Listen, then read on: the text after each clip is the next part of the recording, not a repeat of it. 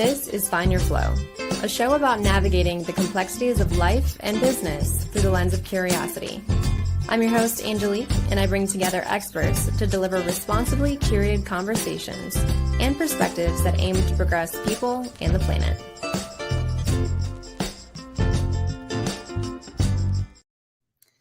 So in this episode, we're going to dive into the dynamic intersection of innovation and entrepreneurship that helps drive strategies for growth and enhancing customer experiences while navigating the ever-evolving landscape of a consumer-driven industry. And joining me today is none other than one of my favorite humans, John Andrews. John is a former CEO of mine, a friend, a mentor, all the different things. And today I'm excited to chat with him more about his experience over 20 years in retail innovation and marketing technology, while also spearheading a lot of groundbreaking solutions. And John, welcome. So excited. Hey, thank you. I appreciate it. And what a nice, kind intro. I appreciate that.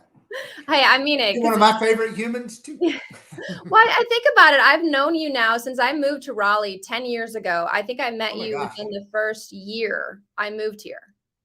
I was just telling Shannon the other day, I'm like, oh my God, we've been back in Raleigh. It's our second time here. We've been back in Raleigh for a decade. Yeah. It sounds like a decade. When you're measuring things in decades, it's a long time. It's crazy. And we've right. had the opportunity to see through all different sorts of, we worked together for a period of time at Photify. Yeah. We've worked as, partners and collaborators in other projects. And now we both find ourselves in different roles, but really exciting and interesting roles. And you recently joined Rico have you been there about a year now? Almost a year. Yeah. Okay. So Director of Innovation, we can dive into all the different topics and titles, but, I'm curious, we started the conversation about what you're doing and what makes you tick right now, what you're most interested in.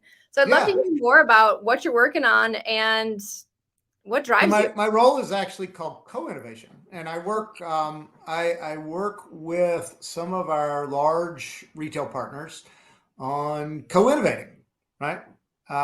So I look at our technology base. I look first at what's our customer's problem. What are challenges? What are opportunities that they have that they're dealing with? Mainly challenges. And then what do we have in our portfolio? Because we do so many different things at Rico. What do we have that can help with that? And what do we have that might fix a challenge that they're having? So I focus on retail. Retail has three big challenges today. They don't have enough people. That's a challenge for a lot of folks, right? They have really high bar expectations from shoppers. Thank you, Amazon. So I mean, it is what it is. Amazon. I was looking out my window today and I saw my first Amazon Rivian truck. So an Amazon delivery vehicle. It was one of their Rivian trucks. I hadn't seen one in a while before. And they are really struggling, I think, to keep up with the demands that are created by, increasing consumer expectations related to the Amazon piece of omni-channel. So I want to, when I shop at Lowe's, I might want to shop online. I might want to shop in store. I might want to do buy online and pick up in store, whatever, right? So they're all faced with that, and their biggest problem is people. So how can you, how can you take some of the pressure off having and keeping people in roles? And so those are kind of common themes to retail today. So how do you help them solve some of those problems is a great question we're asking every day. When it comes to finding people and keeping people, what does that conversation look like, and what have been some of the maybe key initiatives that have helped in that? It's a great question. Finding and keeping people, especially in retail, is super hard because it's just like the restaurant industry. People have lots of other options now, right? Mhm. So you think about the gig economy, you think about work from home jobs that Making are money really on your phone. making money on your. I mean, there's all kinds of things, right? So a lot of these jobs. So one is making the jobs more interesting. A lot of retail, it involves a lot of mundane, repetitive tasks, right? Mhm. So how can you automate?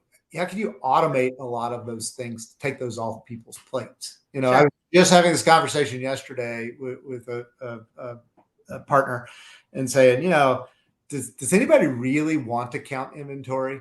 And you see a lot of stuff in the news today about, oh, people hate self checkout. Well, I don't hate self checkout, and every time I go to self checkout, it's full. So not everybody hates it, man. Right. So how do you make it better, right? Because does anybody really want to be a cashier and check people out? I mean, these are important jobs, but probably not jobs that are very fulfilling and very engaging. Mhm. Being a person in a store that's knowledgeable. I think about the red vest folks at Lowe's. So everybody at Lowe's that wears a red vest has subject matter expertise in something, right? Design, paint, DIY, whatever. But they're the person that's there to help you, right? That's a much more fulfilling retail role in my mind. And if you take some of these other tasks off their plates, if you automate workflows and you Mhm. create and make the job more engaging, people will be more likely to stay. Yeah, You know, absolutely. People want to be challenged. Sure. So how do those are the kinds of conversations that I think go into retail co-innovation today. And probably, there's a lot of shiny pennies out there, but some of them are sort of solving problems that Mhm. maybe don't exist, right? I see a lot because I've been in retail so long, and I think of a lot of things. I see a lot of these things, these smart carts. So it's a cart that navigates you around the store and stuff like that. I'm like, hey, is this a problem? Yeah, And yeah, it's just, and really what it's there for is to spit ads at you, yeah, right? yeah, And exactly. you and I were talking a little bit before the show started. It's like I don't need the gas station That's TV yelling issues. at me. But, Yes. and some people even take a Sharpie. The second button down on the right will mute that thing. And some people like draw mute. You Mute, know, mute. so I always hit that button because I'm like, can I just have a moment of Yeah. peace Let while me I'm just pump pumping my gas? gas. There's got to be a place where I don't, and it's sad because I'm a marketer and I'm like, oh man, I'm Well, I'm because part of the we know problem. what goes into it. We know the thought process, and we're like, Right. "Oh, you got me." Yeah, I mean, you can imagine that deck, right? Oh, Yeah. while I'm getting gas, I can catch up on news and I've Yep. got no lack of access to news. I'm Right. good. Right. So what problem um, were you solving? Yeah. right, right. So one thing that comes up when it comes to innovation is a TED talk that I had listened to several years back now. It was in the topic of Tesla, and it was discussing the differences between innovation and invention. And the talk kind of went on to talk about how it's been a long time since we've really invented something new. So I'm inventing Sure. something completely brand new. But when it comes to innovation, the idea of innovation is improving upon and Right. finding solutions for problems that existed from the last iteration, creating new solutions for that in the next. I guess my question is like, what are your thoughts on that difference? Do you feel like we have opportunities to invent, or are we just more so in an innovation age where we're finding ways to improve upon what's already happening? Yeah, well, I think those are different things, right? Mhm. Like if you think about an invention, that's a different process because you're probably, what's the I'll butcher the quote, but what did Steve Jobs used to say? No one knew they needed an iPhone, right? I Yeah. mean, we had phones, right? They Yeah. worked fine. We called people, we learned a QWERTY text or whatever, but Yeah. nobody knew they needed that thing, and until they saw it. I was thinking about this actually yesterday. So Apple came out with his Vision Pro, right? It's headset. Oh, that's yeah. Okay. And it is weighted. There's a wonderful article. I think it's on New York Times, but I don't know. You can find it if you Google it. There's a wonderful article about how Tim Cook really suppressed them. They worked 8-9 years on this thing, and he's like, nope, nope. And he kept challenging the team, because he's like, this is not, and the problem with headsets was they've been around and everybody's got all excited about VR, and then everybody's like, oh, and the metaverse and whatever, and Facebook changes his name, the metaverse is going to be the thing. Everybody's like, no, it's not, because it once you put that thing on, you're isolated from the world, right? So one of the problems they solved is more connectivity, and I think you'll see more of that in kind of mixed reality. I think will become a thing, and the form factor will go down, and whatever. But yesterday, I mean, the Vision Pro just launched Friday. Yeah. Yesterday, Lowe's launched Lowe's Home Improvement launched an application for the Vision Pro, where you can put the Vision Pro on and you can imagine your kitchen, right? You're in different colors and different stuff. So I think that's what, back to your question, that's now, we've had headsets for a while. We've had, virtual reality for a while. This is now getting to the point of, because Shannon is my bouncer, so I'm bouncing everything off of her.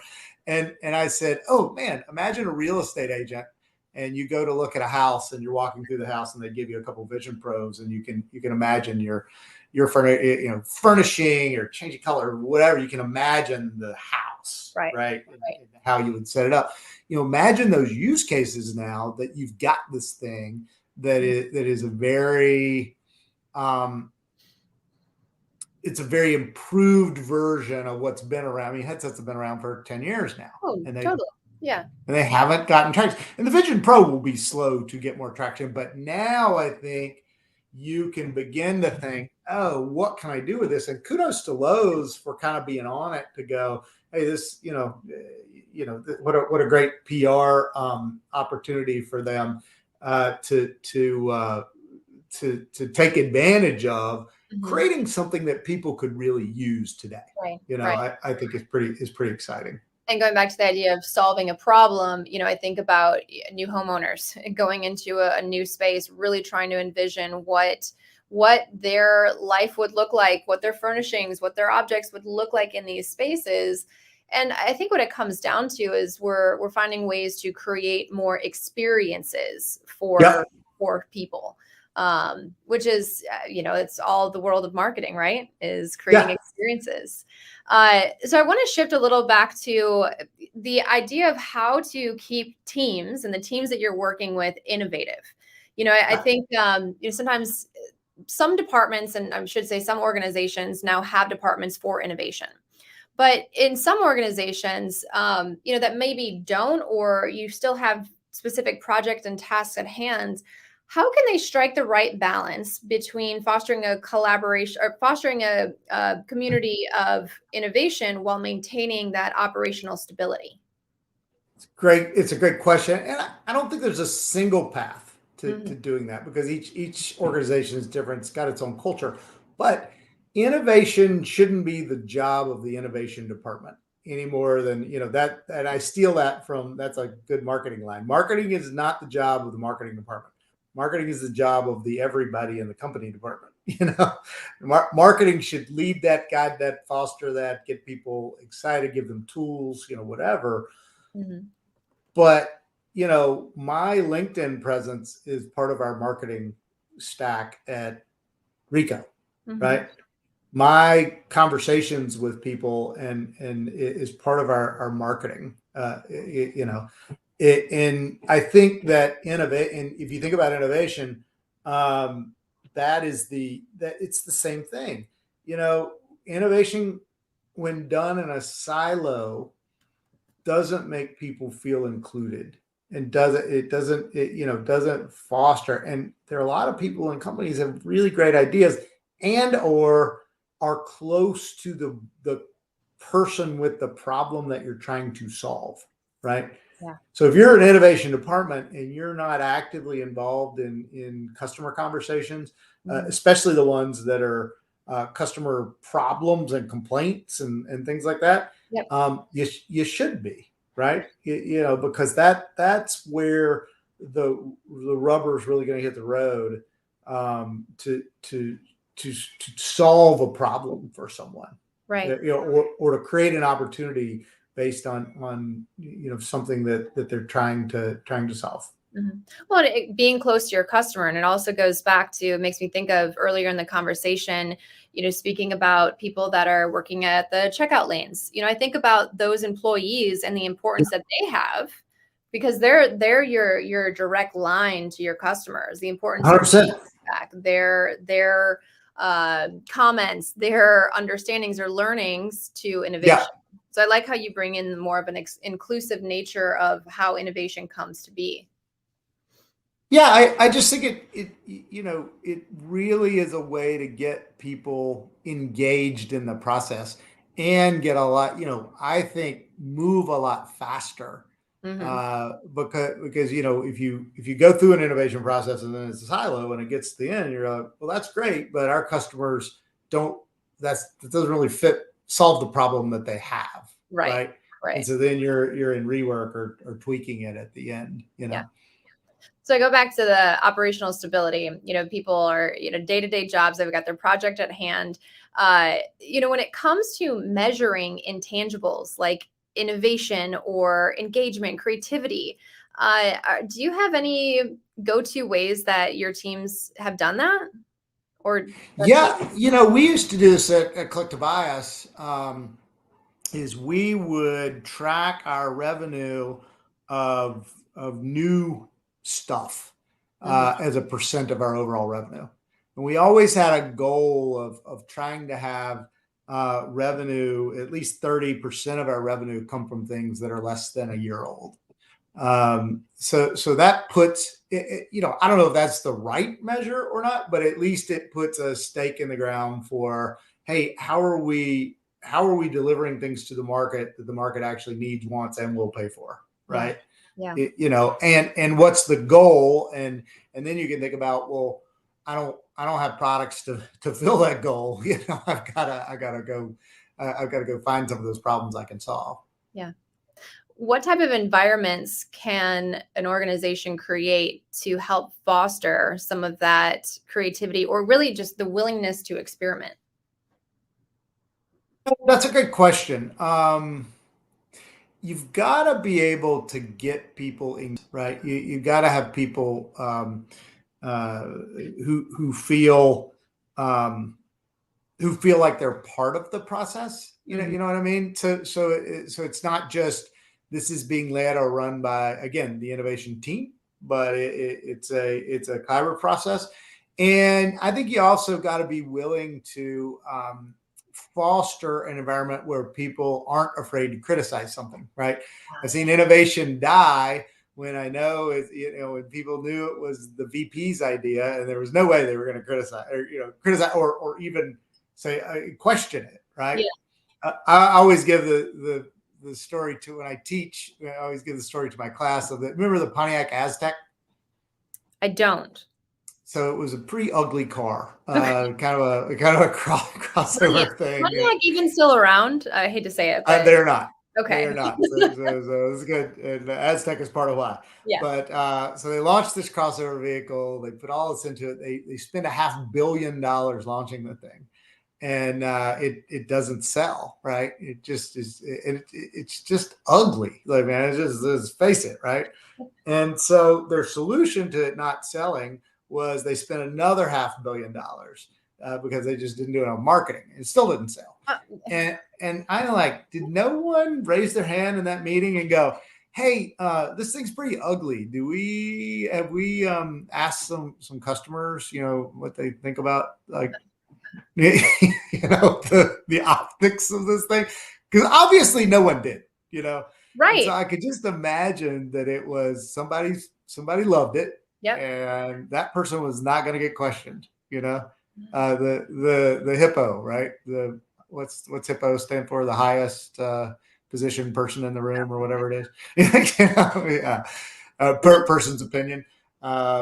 It's a great Yeah, example of innovating in a silo and not including the people around you, let alone the most important group of people, your customers. well, yeah, because I mean they're the ones paying the freight. So if it doesn't appeal to them, it's not going to work. Yeah. So My goodness. So you're also a professor, adjacent professor at NC State University, mhm. teaching and marketing and business. What are some of the topics that some additional topics that you discuss with your students in regards to leveraging technology or digital tools to help in innovation? That's a great question. Just went through this in my latest class, and I'm a year out from teaching now. So I taught last fall a year ago. I can't. I find I can't teach when I'm working full time, but I'm a student now, so this will make a lot of sense. The When I taught my last class in digital media, uh, I had our students use AI writers in the class. And this was the fall before ChatGPT. So this was last year. Ahead of ChatGPT its what time. rolled in Yeah. November. And they said, well, some of our professors told us not to use these. And I said, well, yeah, but I got it. And that you shouldn't if they tell you not to, of course. I said, but for this class, you are all, junior and senior marketing students. And the moment you start your job, uh, you're going to be an expert, or one of the resident experts in how to use these. And then ChatGPT happened. I started a new AI bootcamp class at University of North Carolina in November that runs for 6 months for the same reason. You gotta use the tools. You've got to upskill, right? So Yeah. I wanted to really understand from a foundational level, how's AI built and how's it work? So this is a class where I learned to code Python. So I code Python, and now my class is meeting tonight, and we're building a machine learning instance, as a project. And I'm like, good. Now I'll understand how this works. So as I'm talking about this day to day with our customers and with our internal constituents, I actually know what I'm talking about. Yeah. And I've actually used it and can think about it in the context of, okay, I was just reading a thing that said 87% of AI projects don't make it to the light of day right now. So, huh? 87%? 87%. One question that I had in my mind was how many projects in general don't make it, because that's probably, that sounds about right for any kind of new initiative, I mean, the failure rate is high, and it should be high. You should kill stuff. But part of the issue will be, what problem is AI going to solve for your customer, right? And you see a lot of things, I'll hear like, oh, we're going to make an AI chatbot. I don't need an AI chatbot. I got one. It's called ChatGPT, or it's built into everything that I use today, right? Literally, absolutely. I've got an AI chatbot in everything that I do, and I don't need a special version because it's already there, right? So how are you going to improve upon that? What again? How are you solving a problem for me I don't have? Right. I mean, I use ChatGPT every single day, and now I'm already asking myself, should I be using more? What else can I be using? Yeah, right. What else is there? ChatGPT. I mean, and I think I've had some pushback on some things where it's like, well, we shouldn't be using it for that. And like, what's the harm in asking it the question? What's the harm in engineering questions that can, crowdsource really a new way of thinking for us potentially? Why not use it to ask what questions you should be asking? I mean, there's all kinds of tools that I think you can, different ways that you can use it. And then what's quickly happening is, kudos to Microsoft, which is very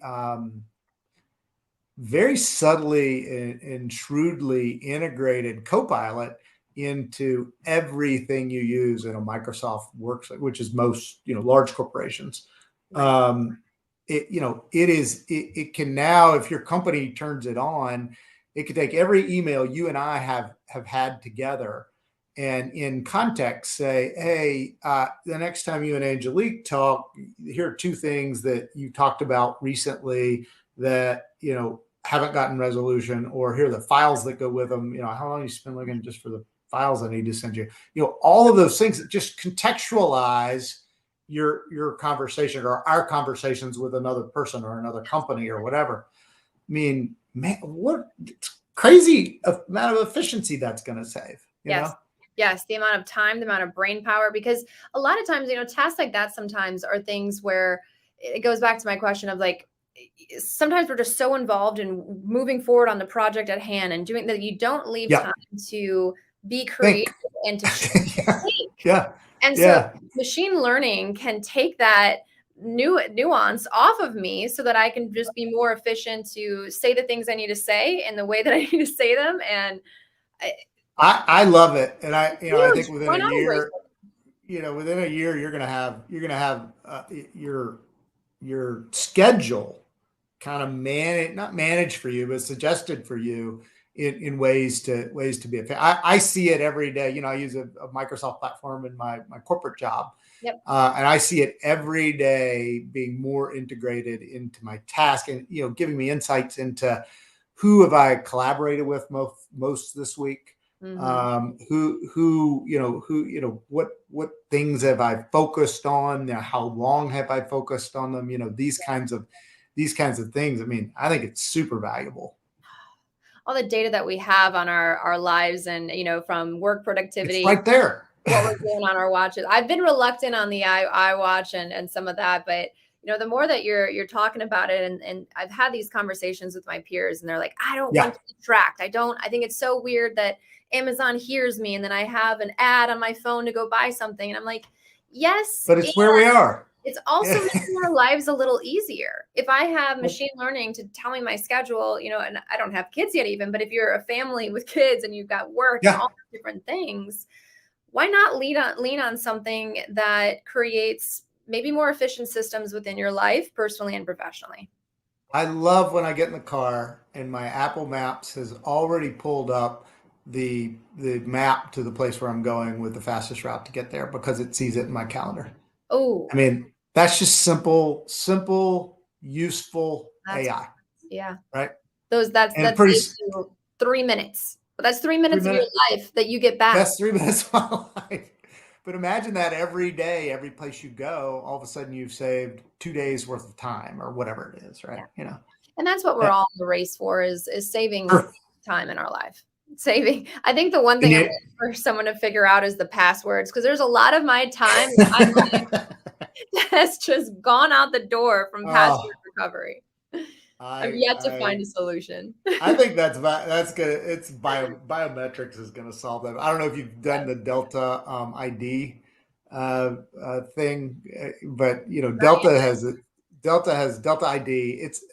It's not. We don't have it here in Raleigh, but it's in Atlanta. Where was it? Oh, I was in Newark. Flew out of Newark the other day, and they had it. But it is just facial recognition.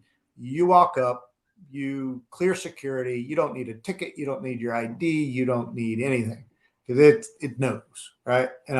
Super invasive, super whatever, but super invasive, yeah. super fast. How do you set this up? Do you have to go to like an international airport to set that up? If you have your TSA, in Delta, you just go and you click a button that says you agree to it, because your facial recognition is already in TSA. It's part of your TSA pre-check. Very cool. Well, I look at this and it says Face ID enabled, so maybe I'm already.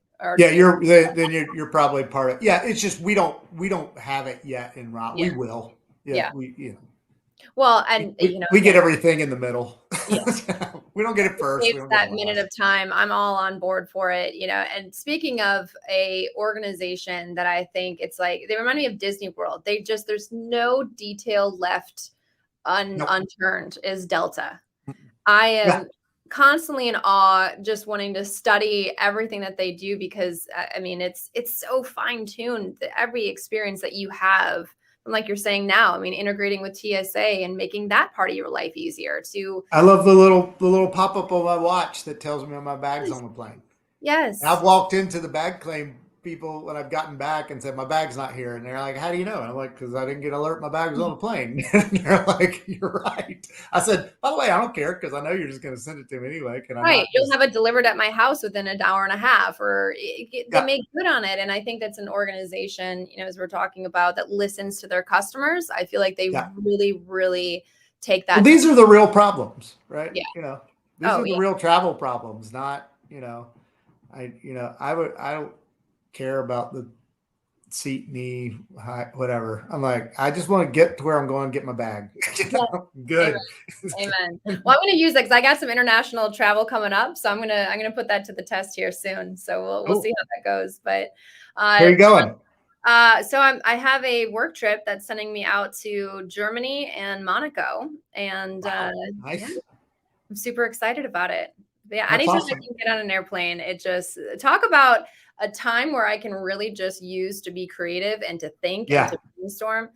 It's in the air for me. I love it. 100%. Yeah, Love it. yeah. So, John, I got to ask. I mean, I follow you on LinkedIn. You always are posting great articles about AI, innovation, marketing, and a lot of different jobs. So, where can I send people to find you and connect with you? LinkedIn Uh, and LinkedIn's great. okay, I kind of don't really use anything else anymore. I mean, whatever. Yeah, LinkedIn's the best, and I'm John Andrews or Katahdin, I think is my LinkedIn ID, but on LinkedIn that's the easiest way. okay. Now, one last question for you to leave the Sure. audience. What is maybe one thing that you would say to somebody that's just getting started in the AI and innovation world, maybe just getting started feeling more comfortable exploring that? What would you say to that person? I just answered. I just had somebody ask me this. A colleague asked me this question today. I think, and shameless plug for LinkedIn Learning, and I'm not associated with them, but they have amazing go at your own pace courses that are with some with certifications on LinkedIn Learning journeys, and now they've gotten so good. They have an AI learning tool that you tell it what you want to learn, and it will create a custom set of courses for you to take to learn something. So if you're starting AI brand new, if you know a little bit, if you want to, I learned my initial Python coding Mhm. from the platform, and now I did just completed a machine learning class on I mean, very in depth, very rigorous. 5 hours of total instruction, probably 20 hours of total work Oh, wow. to do, and it's $30 a month, all you can eat. So I mean, Amazing. skip a couple of nice glasses of wine, and you're there. Or a few episodes on Netflix and learn something But new. whatever, yeah, right. Get rid of a streaming service. It's probably more valuable. Gosh, good, good, good. I mean, all great information. I'll have some of those links in the description here. But John, always great connecting with you, and look forward to keeping in touch. Likewise.